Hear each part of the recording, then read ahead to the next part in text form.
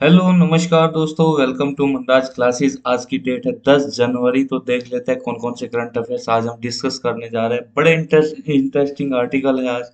पहला जो आर्टिकल हमारा है परशुराम कुंड के बारे में, दूसरा ग्लास फ्रॉग के बारे में, तीसरा मरकरी की सुपर कंडक्टिविटी के बारे में क्या है इसके बारे में जानेंगे, चौथा है हमारा डिजिटल कम्युनिकेशन कमीशन के बारे में, पांचवा सूरीनाम, और छठा और लास्ट का आर्टिकल हमारा क्या होगा, न्यू अम्ब्रेला एंटाइटी के बारे में।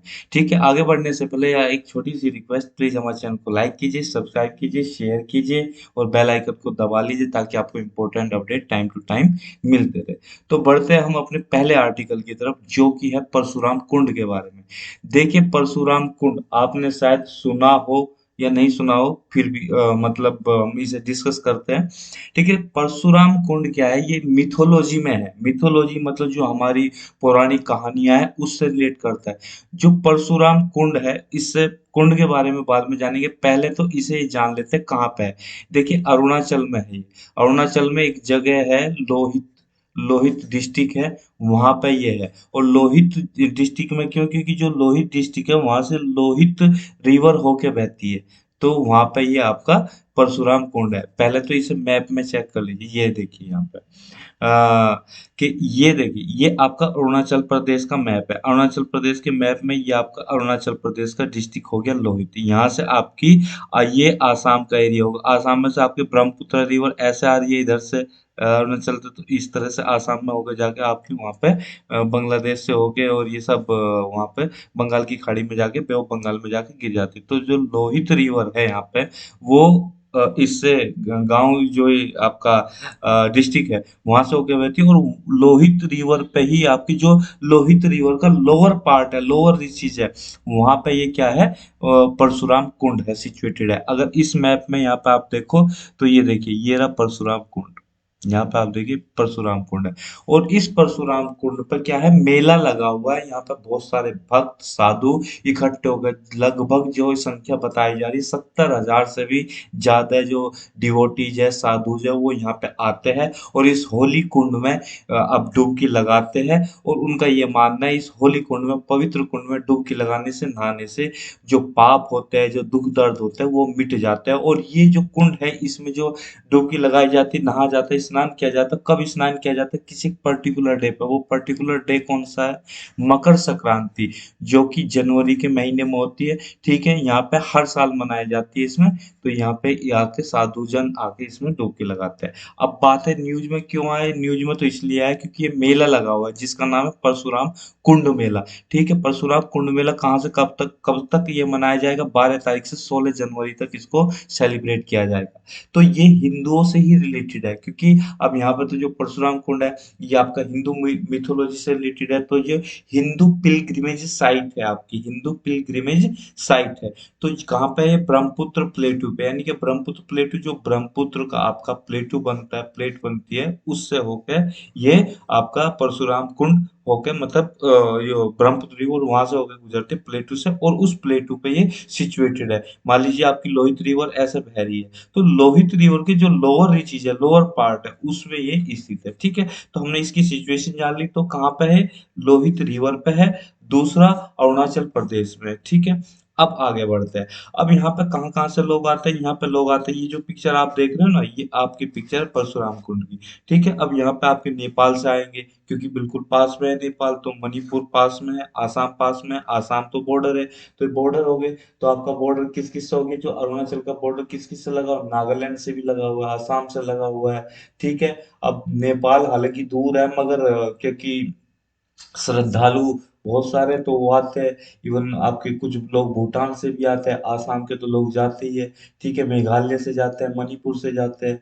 ठीक है, यहाँ से लोग काफी इसमें डुबकी लगाने के लिए जाते हैं। बड़ा ही ये पवित्र स्थल है। ठीक, तो ये तो हमने इसकी वो जान ली, लोकेशन जान ली, सब कुछ जान ली। अब इसकी रिलीजियस इंपॉर्टेंस क्या है, देखिए ये मिथोलॉजी है कि जो परशुराम थे, परशुराम का तो नाम आपने सुना ही होगा। परशुराम को छठा अवतार माना जाता है, किसका, लॉर्ड विष्णु का। जो लॉर्ड विष्णु है, जो विष्णु भगवान है, वो छठे अवतार में पैदा हुए थे, मतलब छठा अवतार माना जाता है परशुराम। यानी कि वो विष्णु भगवान परशुराम के रूप में पैदा हुए थे। जो परशुराम है वो विष्णु जी का छठा अवतार माना माना जाता है, ठीक है। तो इनके अवतार के बाद ये जब ये मतलब जो सातवां अवतार किसका हुआ था, श्री राम जी का हुआ था। जो हमारे सातवां अवतार किसका हुआ, श्री राम जी का हुआ। तो जब श्री राम जी ने आपका धनुष तोड़ा था, तो तब इनको उनके मतलब वो असली रूप दिखाई दिया था विष्णु जी का। तब इन्हें एहसास हुआ था कि हाँ, कि अब ये अवतरित हो चुका है, विष्णु जी नेक्स्ट अवतार में अवतरित हो चुके हैं, तब उनके जाने का समय हो गया है, यानी कि लॉर्ड परशुराम के जाने का समय हो गया है।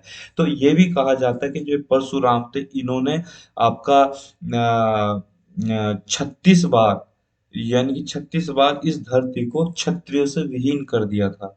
तो ऐसा बोला जाता है, मतलब ये आपकी मिथोलॉजी में है। अब सच है झूठ है ये पता नहीं, कह नहीं सकते, पर ऐसा मिथोलॉजी में है, ठीक है। तो अब हम आगे बढ़ते हैं। तो क्या हुआ था कि जो परशुराम के पिता थे वो थे ऋषि जमदग्नि, जमद अग्नि, ठीक है।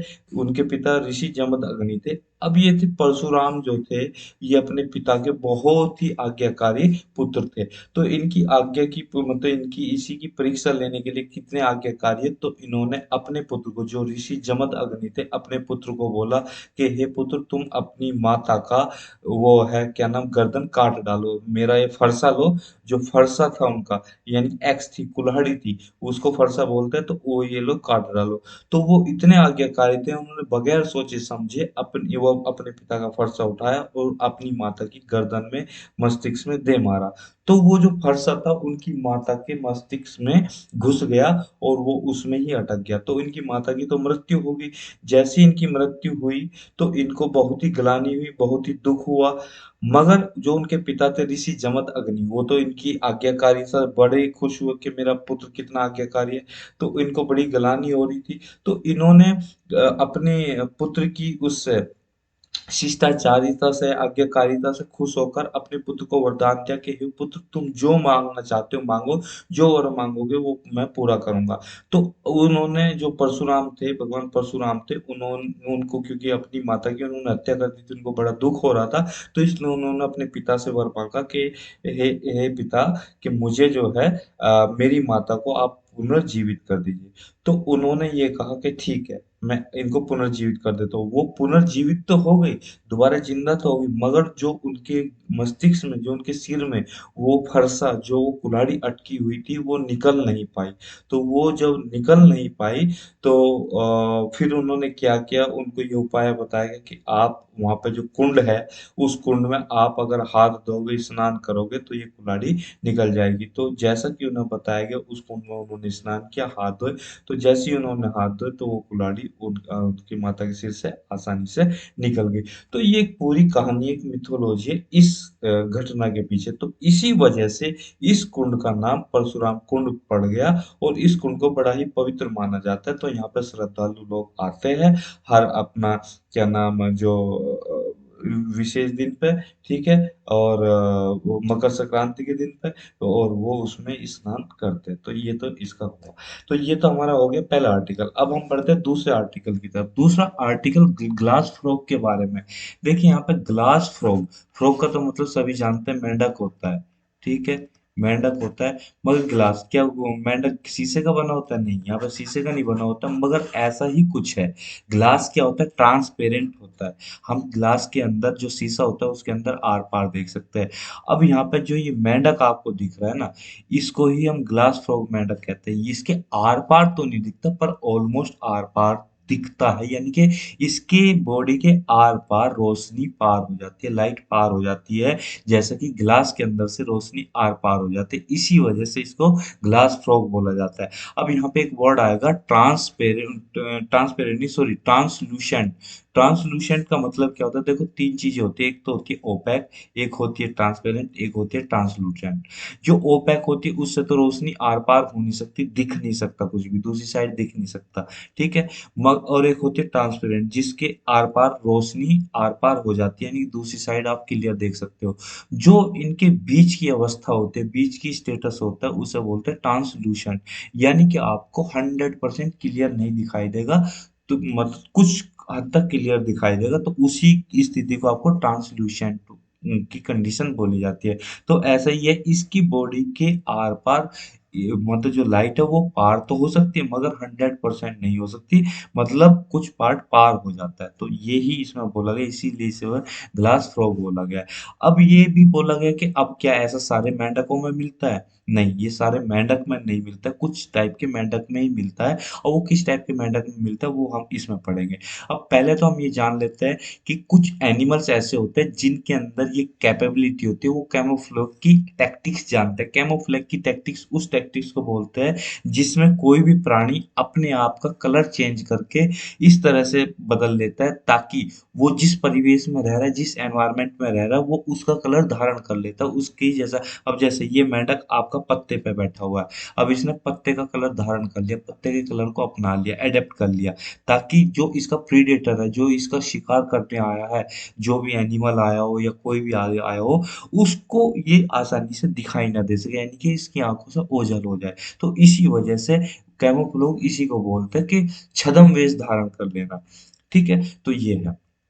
अब इसकी बात करते हैं कहाँ पे आपको मिलता है। ये जो अमेरिकन ट्रॉपिक एरिया होता है, ट्रॉपिकल एरिया है अमेरिका का, वहाँ पे मिलता है। तो ये वाला एरिया, ये अमेरिका हो गया, साउथ अमेरिका हो गया, तो इसका ट्रॉपिक एरिया होगा, ये यहाँ पे आपको देखने को मिलेगा। अब ये इसकी नेचर के बारे में जान लेते हैं, कब रह कहाँ रहता है, कहाँ क्या, ये पानी के अंदर रहता है या धरती पे रहता है या पेड़ों पे रहता है, कहाँ।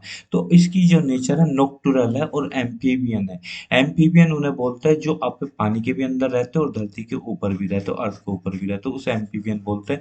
नोक्टुरल जो रात को जागते हैं, जो रात को खाते पीते हैं, उन्हें नोक्टुरल बोलते हैं। और जो दिन में सोता है, ये दिन में सोता है और रात को ही जागता है। एम्फीबियन ने धरती पे भी रहता है और आपका पानी के अंदर भी रहता है। ट्रांसलूसेंट लीव्स के ऊपर ये रहता है। ठीक है, तो ये कैमोफ्लेज करने की आपकी वो रखता है। ठीक है, और ये कलर जो इसकी बैक का कलर है, ये अपनी बैक के कलर जैसा ही पत्तों का जो कलर होता है, पत्तों के कलर जैसे ही अपनी बैक का कलर ये चेंज कर लेता है। तो इसकी ट्रांसलूसेंट स्किन होती है, और इसकी जो मसल्स होती है और बोन्स होते हैं और इसकी ऑर्गन्स ऐसी होती है कि वो विजिबल होती है। मैं आपको एक पिक्चर भी दिखाऊंगा, एक वीडियो भी दिखाऊंगा, उसमें आपको क्लियरली समझ में आएगा। मगर हम पहले इसकी ट्रांसपेरेंसी की पहले हम वीडियो ही देख लेते हैं। तो आप इस वीडियो को देखिए, इसमें यही आपका दिखाया गया है।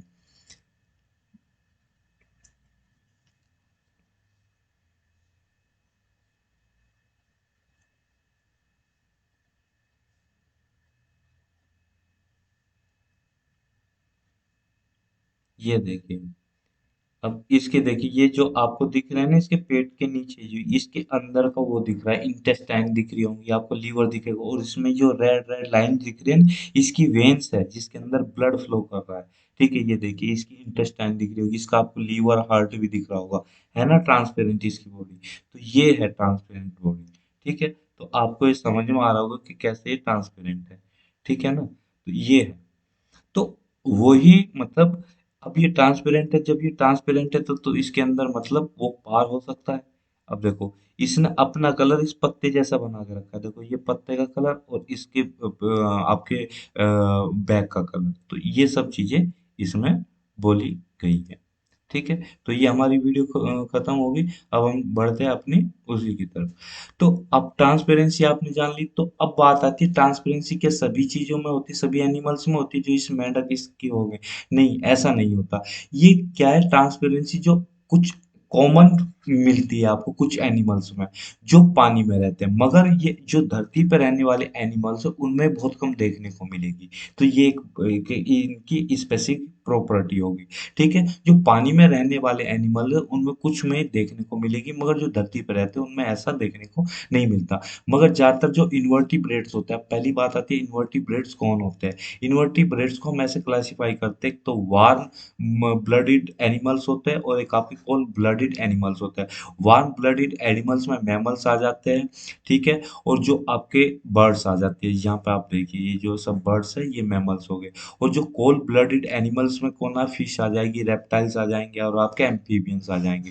ठीक है, तो ये होता है। ठीक, तो वार्म ब्लडेड और कोल्ड ब्लडेड, तो ये वर्टिब्रेट्स होता है। और जो अगर हम वर्टिब्रेट्स की बात कर रहे हैं, तो वर्टिब्रेट्स क्या है कि ये ट्रांसपेरेंसी को अटेन नहीं कर पाते, इनके लिए डिफिकल्ट होता है, क्योंकि जो इनका सर्कुलेटरी सिस्टम होता है उसमें रेड ब्लड सेल्स होती है, क्योंकि इनका ब्लड रेड होता है, रेड ब्लड ब्लड सेल्स होती है, और वो रेड ब्लड सेल्स जो है उस लाइट के साथ इंटरेक्ट करती है। जो जिसका अब जो जैसा मान लीजिए आपका कोई ग्लास है, अब कोई ग्लास हमें ग्रीन दिखाई देता है, वो ग्रीन इसलिए दिखाई देता है कि आपको उसके ऊपर जो व्हाइट लाइट इंसिडेंट हुई है उसमें से बाकी सारी एब्जॉर्ब हो जाएगी या आपको हो जाएगी, और जो कलर का ग्लास है वो लाइट रिफ्लेक्ट हो जाती है, तो इस वजह से वो ग्लास उसी कलर का आपको दिखाई देता है। ठीक है, इसी तरह से वो इंटरेक्ट कर जाती है लाइट, व्हाइट जो आपकी लाइट है इंटरेक्ट कर जाती है रेड ब्लड सेल्स की, तो इस वजह से वो पार नहीं, हमें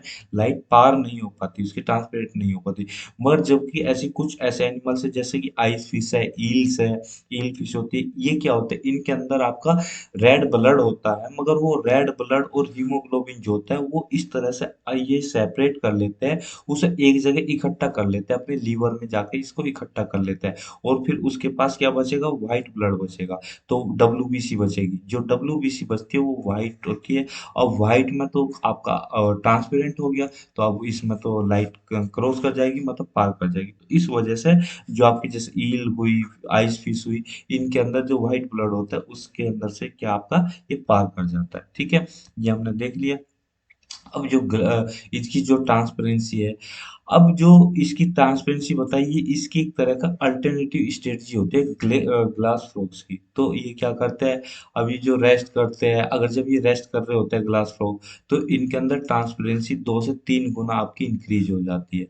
ठीक है, और जब ये आपका उसमें आते हैं, एक्टिविटी करते हैं, तो दोबारा से एक्टिविटी करते हैं, तो इनकी जो है ट्रांसपेरेंसी कम हो जाती है, क्योंकि जब ये एक्टिविटी एक्टिविटी करेंगे तो जो ब्लड रेड ब्लड इन्होंने इकट्ठा कर लिया था लीवर में, एक जगह इकट्ठा कर लिया था, वो फिर से दोबारा पूरी बॉडी में सर्कुलेट कर होना शुरू हो जाता है, तो ये बोला गया है। अब तीसरा आर्टिकल आता है हमारा मरकरी के बारे में। अब मरकरी की सुपर कंडक्टिविटी के बारे में ये आर्टिकल है। सबसे पहले तो हम मरकरी को जानते हैं, मरकरी आपका रेयर अर्थ मेटल है। ठीक है, अब ये न्यूज में इसलिए आया, देखो एक इटली की यूनिवर्सिटी है जिसका नाम है यूनिवर्सिटी ऑफ ला अकीला। ठीक है, सिर्फ आप इतना ही ध्यान रखो, यूनिवर्सिटी की इटली की यूनिवर्सिटी है, वहाँ के साइंटिस्टों ने इस पे माइक्रोस्कोपिक एनालिसिस किया इसका, और इसकी सुपर कंडक्टिविटी के बारे में अध्ययन किया। अब इसकी सुपर कंडक्टिविटी के बारे में क्या बताया है, तो वो हम जानेंगे, मगर पहले मरकरी के बारे में जान लेते हैं, मरकरी की क्या फिजिकल प्रॉपर्टीज है, ये किस टाइप का मेटल है। ठीक है, तो सबसे पहले जान लेते हैं मेटल्स की तुलना में सबसे हैवी मेटल्स है, इसकी डेंसिटी होती है, अगर डेंसिटी को हम डिनोट करते हैं डी से, तो इसकी डेंसिटी होती है लगभग 13.5 आपकी ग्राम पर सेंटीमीटर क्यूब। ठीक है, इसकी डेंसिटी इतनी हो गई। अब इसकी हम जानते हैं कि इसका फ्रीजिंग पॉइंट के बारे में जान लेते हैं, इसका फ्रीजिंग पॉइंट होता है -38, या कि आप ये भी कह सकते हो -39 डिग्री सेंटीग्रेड, यानी कि इतना टेम्परेचर अगर डाउन आ जाए तो ये आपका सॉलिड बन जाएगा। और आपका बॉइलिंग पॉइंट, अगर इसको कितने टेम्परेचर तक गर्म किया जाए जिससे कि ये उबलना शुरू हो जाए, जैसे आपका पानी कितने पे उबलता है, अगर आपका एटमॉस्फेरिक प्रेशर पे है तो पानी आपका कितने पे उबलेगा, 100 डिग्री सेंटीग्रेड पे, और 1 atm, यानी कि 1 एटमॉस्फेरिक प्रेशर और 100 डिग्री सेंटीग्रेड पे वाटर आपका बॉयल होना शुरू हो जाता है। अब हम मरकरी की बात करें तो मरकरी कितने पे बॉयल होगा, मरकरी बॉयल होगा आपका, ये आपका 357 डिग्री सेंटीग्रेड पर, आप मान लीजिए 357 डिग्री सेंटीग्रेड पर आपका ये बॉयल होता है। ठीक है, तो अब हम जब इसकी बात करते हैं, इसके बॉइलिंग पॉइंट पढ़ लिया, फ्रीजिंग पॉइंट पढ़ लिया, अब इसकी बात करते हैं कि मेटल की, ये बहुत हैवी होता है क्योंकि इसकी डेंसिटी आपने देख ली 3.5 ग्राम पर सेंटीमीटर आपकी क्यूब होती है।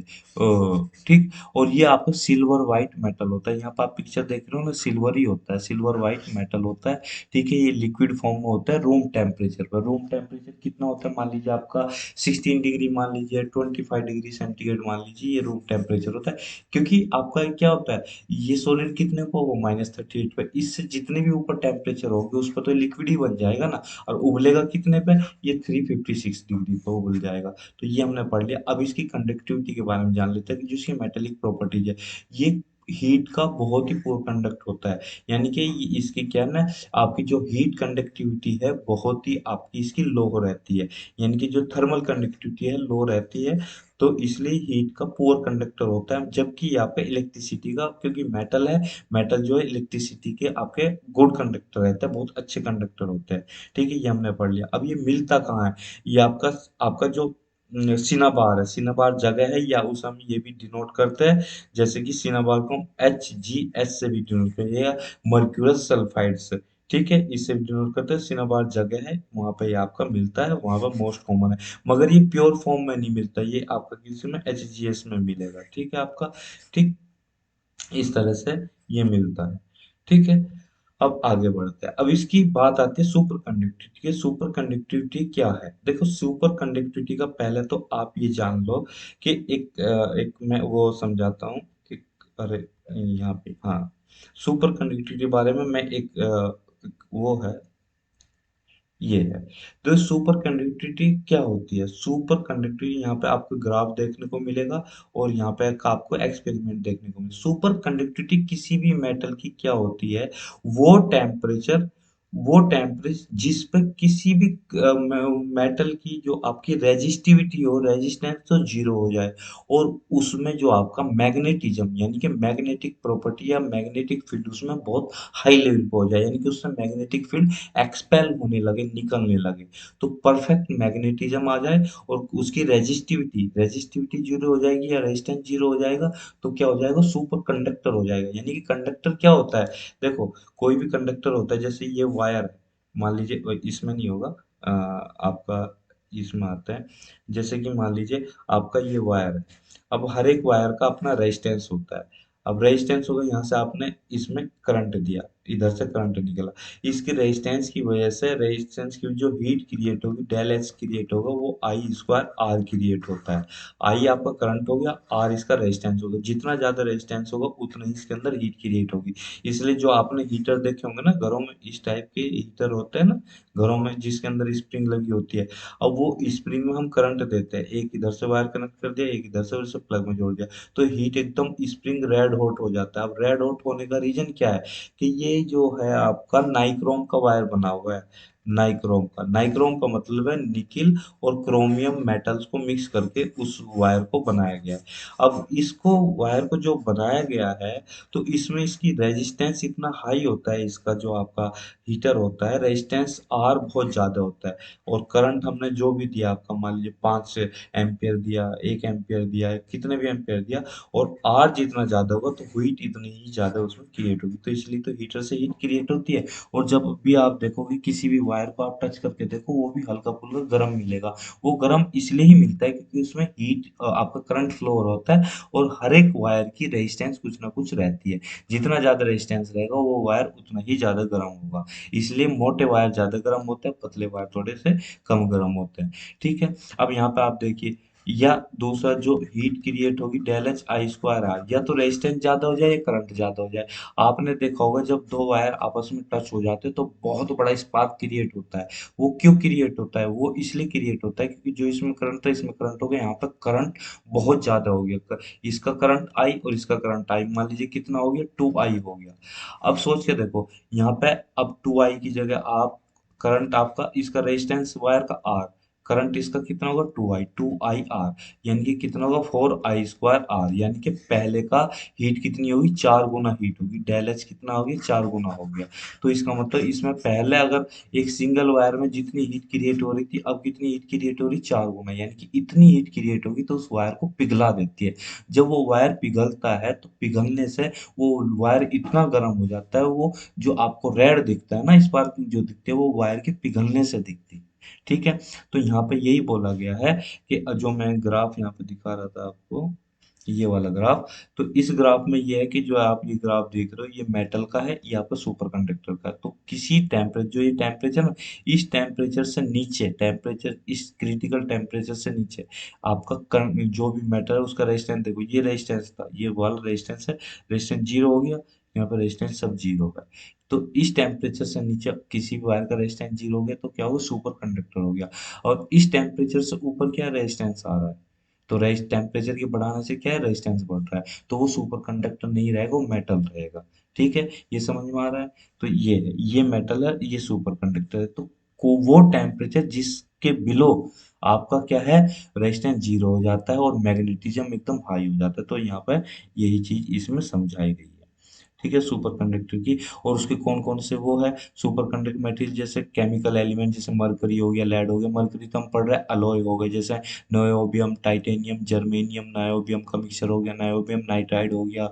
सिरेमिक मटेरियल हो गए, जैसे मैग्नीशियम डाइबोराइड हो गया। ऑर्गेनिक सुपर कंडक्टर्स है, जैसे फ्लोरेंस है, कार्बन नैनो ट्यूब्स है, ये सब आपके सुपर कंडक्टर्स है। इनकी प्रॉपर्टीज आपकी जीरो रेजिस्टेंस होता है।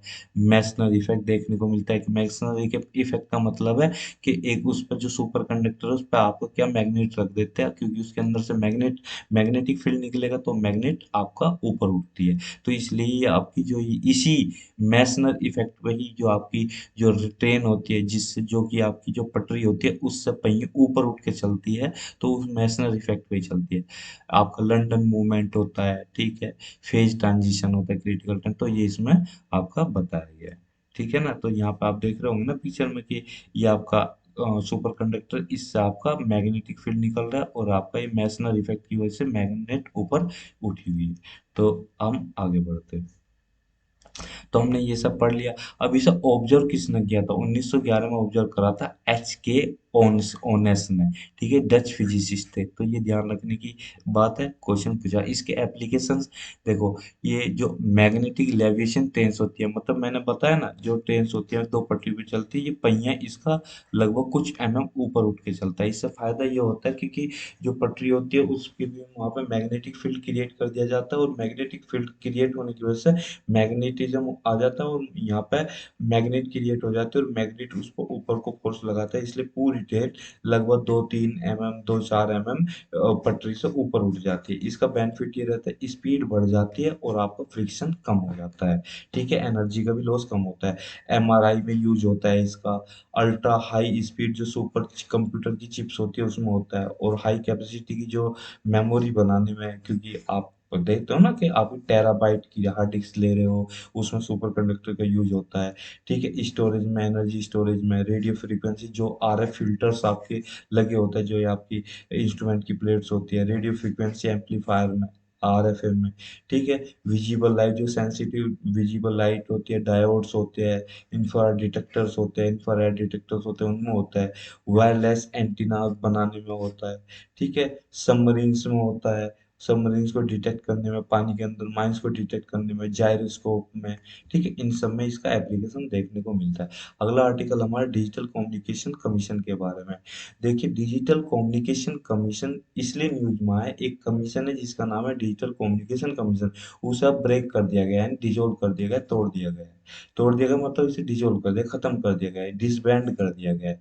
ठीक है, गवर्नमेंट ने डिसीजन लिया है।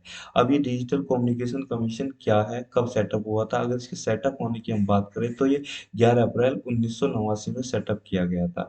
ठीक है, टेलीकॉम डिपार्टमेंट ने इसे सेटअप किया था। इसका पहले नाम था टेलीकॉम कमीशन। ठीक है, और इसका दो 22 अक्टूबर 2018 में इसका नाम रख दिया गया था डिजिटल कम्युनिकेशन कमीशन। ठीक है, ये है। अब इसके कंपोजिशन की बात हम जान लेते हैं, इसमें कौन कौन होता है। इसमें चेयरमैन होता है, 4 फुल टाइम मेंबर होते हैं जो कि एक्स ऑफिशियो सेक्रेटरीज होते हैं, और 4 ही आपके पार्ट टाइम मेंबर होते हैं जो कि सेक्रेटरी होते हैं गवर्नमेंट डिपार्टमेंट में। किसी टेलीकम्युनिकेशन डिपार्टमेंट में ही आपके सेक्रेटरी वो रहते हैं। अब जो सेक्रेटरी रहते हैं टेलीकम्युनिकेशन डिपार्टमेंट में, डीओटी में, यानी डिपार्टमेंट ऑफ टेलीकम्युनिकेशन में, ये आपके एक्स ऑफिशियो चेयरमैन रहते हैं। किसके, डीसीसी के, यानी कि डिजिटल कम्युनिकेशन कमीशन के। ठीक है, और जो फुल टाइम मेंबर्स होते हैं वो आपके कोई 4 फुल टाइम मेंबर होता है, तो हर एक आपका, एक फिनेंस का रहता है, एक प्रोडक्शन डिपार्टमेंट का, एक सर्विस का, एक टेक्नोलॉजी डिपार्टमेंट का, ये 4 अपने अलग अलग डिपार्टमेंट के फुल टाइम मेंबर रहता है। जो पार्ट टाइम मेंबर रहता है वो क्या क्या रहता है, एक सीईओ रहता है नीति आयोग का, एक सेक्रेटरी रहता है डिपार्टमेंट ऑफ इकोनॉमिक अफेयर्स का, एक आपका सेक्रेटरी रहता है ministry of electronics and information technology का, और चौथा जो सेक्रेटरी रहता है वो आपका department of industrial policy and promotion का सेक्रेटरी रहता है। और जो चीफ एग्जीक्यूटिव जो सीईओ रहता है नीति आयोग का, वो क्या होता है, नॉमिनेट किया जाता है पार्ट टाइम मेंबर किसका, डीसीसी का। किसके अंतर्गत, जो रिजोल्यूशन होता है गवर्नमेंट ऑफ इंडिया का 15 मार्च 2026 को जो रिजोल्यूशन आया था। अब इसका काम क्या होता है डीसीसी का, इसका काम ये होता है कि पॉलिसी बनाता है, डिपार्टमेंट ऑफ टेलीकम्युनिकेशन के लिए पॉलिसी बना के गवर्नमेंट के सामने रखता है उसे पास करवाने के लिए। उस पॉलिसी को फिर इम्प्लीमेंट भी सही करना होता है। ठीक है, बजट में भी बजट प्रिपेयर करता है कि डिपार्टमेंट ऑफ टेलीकम्युनिकेशन के लिए कितना बजट चाहिए। ठीक है। अगला आर्टिकल हमारा सूरीनाम के बारे में, ये न्यूज में किस लिए आया, एक तो देखो सूरीनाम और एक आपका गुयाना, गुयाना। ठीक है, एक सूरीनाम। ठीक है, ये दो आपके प्लेसेस है जो न्यूज में है। न्यूज में इसलिए है क्योंकि एक हमने अभी प्रवासी भारतीय दिवस, जो 17 प्रवासी भारतीय दिवस था, उसे मनाया कहाँ पे कंडक्ट हुआ था, इंदौर में कंडक्ट हुआ था। तो जो हमारे प्रधानमंत्री मोदी जी है, इन्होंने सूरीनाम के जो प्रेसिडेंट है, ठीक, और जो आपके गुयाना के प्रेसिडेंट है, उन्हें एज ए चीफ गेस्ट बुलाया था। ठीक है, जो मध्य प्रदेश में हमारा 9 जनवरी 2023 को इसे सेलिब्रेट किया गया, 17वां प्रवासी भारतीय दिवस सेलिब्रेट किया गया। जो सूरीनाम के प्रेसिडेंट है, उनका नाम है आपका उसका नाम है आपका क्या है, अगली स्लाइड में आपको देखने को मिलेगा, कहाँ गया, कहाँ गया, हाँ सॉरी, ये रहा, ये चंद्रिका प्रसाद संतोषी है उनका नाम। ठीक है, ये है। तो इनको आपका chief guest, as a special guest इनको बुलाया गया। ठीक, अब इनके साथ कुछ समझौते भी किए गए, जैसे हाइड्रोकार्बन पे म्यूचुअल अंडरस्टैंडिंग हुई, डिफेंस पे हुआ, मैरीटाइम सिक्योरिटी पे हुआ, डिजिटल इनिशिएटिव पे हुआ, इंफॉर्मेशन एंड कम्युनिकेशन टेक्नोलॉजीज के हवाले से, और कैपेसिटी बिल्डिंग में इनका वो हुआ। अब यहाँ पे आप मैप में देख लीजिए इसकी लोकेशन, जो सूरीनाम कहाँ पे है, इसमें तो अच्छा नहीं दिखेगा, इसमें दिखेगा आपको यहाँ पर। देखिए ये है आपका सूरीनाम। सूरीनाम यहाँ पे आपका ईस्ट में, या कहिए नॉर्थ ईस्ट में आपका फ्रेंच गुयाना से आपका बाउंड्री मिलती है। इधर आपका ईस्ट में आपका कहाँ से मिलती है, अटलांटिक ओशन से, वेस्ट में आपका गुयाना से, और आपका साउथ में आपका ब्राजील से मिलती है। ठीक है, ऐसी गुयाना का सेम वही है, सूरीनाम से, ब्राजील से, और आपका वेनेजुएला से इसकी बाउंड्री मिलती है, और अटलांटिक ओशन से बाउंड्री मिलती है गुयाना की। ठीक है, तो ये आपका जानने लायक था। और हाँ, यहाँ पे पढ़ते हैं। अब सूरीनाम के बारे में थोड़ा जान लेते हैं। इसको रिपब्लिक ऑफ सूरीनाम भी बोलते हैं। इसका बॉर्डर हमने पढ़ लिया, अटलांटिक ओशन से नॉर्थ में, फ्रेंच गुयाना से ईस्ट में, गुयाना से वेस्ट में, और आपका ब्राजील से साउथ में मिलता है। ये स्मॉलेस्ट सॉवरेन स्टेट है साउथ अमेरिका का। ठीक है, ये भी हमने देखा। और इसके अंदर जो भी ज़्यादातर आदमी है, ज़्यादातर पॉपुलेशन है, वो स्लेव और लेबर ही बना कर लाई गई थी।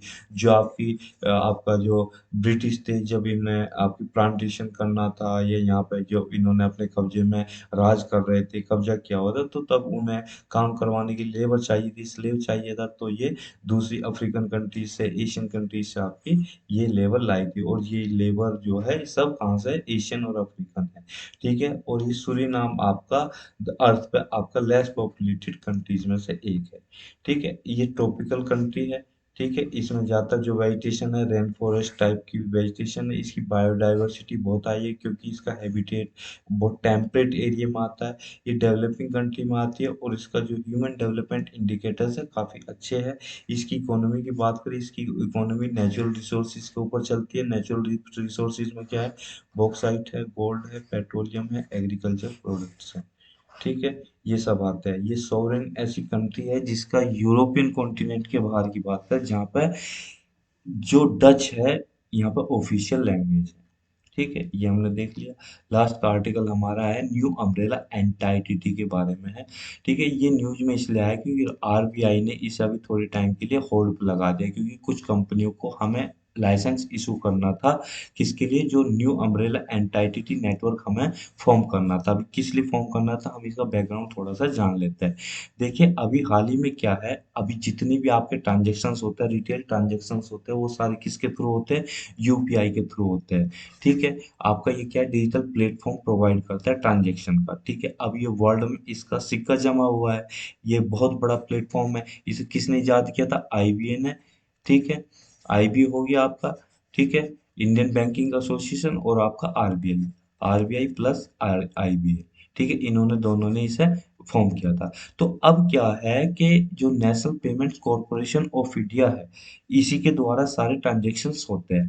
अब प्रॉब्लम ये है कि इसके ऊपर इतना ज़्यादा लोड है, इतना ज़्यादा ऑनलाइन ट्रांज़ैक्शंस होता है, रिटेल ट्रांज़ैक्शन इतने ज़्यादा होते हैं, बाई चांस मान लीजिए इसमें फ्रॉडगर्दी हो गई या फ्रॉड हो गया, इसको हैक कर लिया गया, इसको आपका हैक करके ये करप्ट कर दिया गया या इस तरह से कुछ और बड़ी घटना हो गई, तो देश को कितना बड़ा नुकसान हो जाएगा, ठीक है? और आप जानते हैं साइबर अटैक कितने हो रहे हैं, अभी आपने देखा होगा एम्स के सिस्टम पर साइबर अटैक हुआ था और आपका कभी आपका किसी पे साइबर अटैक होता है, कभी किसी पे साइबर अटैक होता है, आपके फ्रॉड एटीएम्स के फ्रॉड कितने ज़्यादा हो रहे हैं, तो इसी तरह से जो इस पे जितना ज़्यादा लोड बढ़ता जा रहा है, सारा लोड किस पे पड़ रहा है, आपका एनपीसीआई पे पड़ रहा है, यानी national payment corporation of India पे पड़ रहा है। तो खुदा ना खास्ता अगर ऐसा हो गया तो कितने बड़े लॉस में आ जाएगा इंडिया, तो इस वजह से ये सोचा गया कि एक के ऊपर डिपेंडेंट ना होकर, एक प्लेटफॉर्म के ऊपर डिपेंडेंट ना होकर, हम दूसरे प्राइवेट प्लेयर्स को भी या दूसरी एंटाइटी को भी हम यूज में लाए और उनके थ्रू भी हम रिटेल ट्रांजेक्शन्स करवाए। ठीक है, जैसे कि पॉइंट ऑफ सेल होता है, इन पॉइंट ऑफ सेल ट्रांजेक्शन होती है, जैसे मॉल में जाकर ट्रांजेक्शन होती है, आप अपना कार्ड स्वाइप करते हो और कार्ड स्वाइप करके आप मशीन में कार्ड स्वाइप कर देते हो मशीन में और आपका क्या हो जाता है, ट्रांजैक्शन हो जाता है। तो इस तरह के जो पॉइंट ऑफ सेल ट्रांजैक्शंस होते हैं आपके, ये पेटीएम से ट्रांजैक्शन हो रहा है, आपका फोन पे से ट्रांजैक्शन हो रहा है, भीम ऐप से ट्रांजैक्शन हो रहा है, ठीक है, गूगल पे से ट्रांजैक्शन हो रहा है, सब क्या यूज कर रहे हैं, ये सब आपका यूपीआई यूज कर रहे हैं एनपीसीआई के थ्रू, जो आपका ये डेवलप किया है यूनिफाइड आपका पेमेंट जो सिस्टम है, ठीक है। तो अब इसको आपका हमें डाइवर्सिफाइड करना है, एक के ऊपर डिपेंड नहीं रहना है। तो इस रिस्क को ही कम करने के लिए जो रिस्क कंसंट्रेशन का मतलब कि एक प्लेटफॉर्म पे डिपेंड ना रह के जो हम कंज्यूमर्स के जो इंटरेस्ट है उनको हमें सेव करना है, तो इसलिए आरबीआई ने 2020 में न्यू प्लेटफॉर्म जिसका नाम है न्यू यूई यानी कि न्यू अम्ब्रेला एंटिटी को इजाद किया, जिसमें आपके प्राइवेट कंपनीज भी बिल्ड करेगी, उन्हें लाइसेंस प्रोवाइड करेगी कि आप आइए नया प्लेटफॉर्म बनाइए ताकि हम इसको ट्रांजेक्शन्स को डाइवर्सिफाइड कर सके, ठीक है, इसका ये ऑब्जेक्टिव था। तो ये एक not not for profit organisation है या नॉट प्रॉफिट ऑर्गेनाइजेशन है, ठीक है, जिसका काम ये होगा नई पेमेंट सिस्टम्स को ये ऑपरेट करेगी, जैसे कि किनका ट्रांजेक्शन, एटीएम्स का, पीओएस का, आधार बेस्ड जो पेटीएम वो पेमेंट्स होगी या रेमिटेंसी जितनी होती है उनका ये आपका ट्रांजेक्शन को हैंडल करेगी, ठीक है। नए पेमेंट्स मेथड को डेवलप करेगी, स्टैंडर्ड्स डेवलप करेगी, जो आपके वो आपके जो स्टैंडर्ड ऑपरेटिंग प्रोसीजर्स होते हैं उनको डेवलप करेगी, नई टेक्नोलॉजी नई इंफ्रास्ट्रक्चर को डेवलप करेगी, ठीक है। ये आपका जो मैं ऐसा मैनेजमेंट सिस्टम क्लियर करेगी, वो डेवलप करेगी जिससे जो इतने सेटलमेंट्स होते हैं, ये ट्रांजैक्शंस होते हैं बैंक और नॉन बैंक के बीच में और कस्टमर के बीच में, उन्हें क्लियर किया जा सके टाइम टू टाइम, ठीक है। और ये आपका इंडिया में भी और अब्रॉड भी दोनों में ही आपका ये आपका ऐसा डेवलपमेंट क्रिएट करेगी, जो रिटेल पेमेंट इंफ्रास्ट्रक्चर है उसको क्रिएट करेगी और उससे रिलेटेड जितने भी इशू है उनको आपको हैंडल करेगी। तो ये था और बस यही है। अब इसमें बात करते हैं कि भागीदारी कितनी होगी, तो इसमें पैसा की जरूरत पड़ेगी, जो पैसा है वो कितना दिया गया है, 500 करोड़ दिया गया है। इसमें आपका जो इसके अंदर इंफ्रास्ट्रक्चर क्रिएट करने में, टेक्नोलॉजी के अंदर इंफ्रास्ट्रक्चर क्रिएट करने में जो पैसा लगेगा वो आएगा, जो आपका रिस्क को मैनेज करने में जो पैसा लगेगा वो आएगा, बिजनेस को चलाने के लिए जो पैसा लगेगा, इसमें ये 500 करोड़ इसी के अंदर इन्वॉल्व है। अब यहाँ पे क्या है, जितने भी इसके प्रमोटर हो गए एनयूई के, वो आपका सिंगल प्रमोटर, कोई भी एक प्रमोटर या प्रमोटर का कोई ग्रुप 40% से ज्यादा हिस्सेदारी नहीं रखेगा, यानी कि 40% या 40% की से ही कम हिस्सेदारी होगी, इससे ज्यादा नहीं होगी।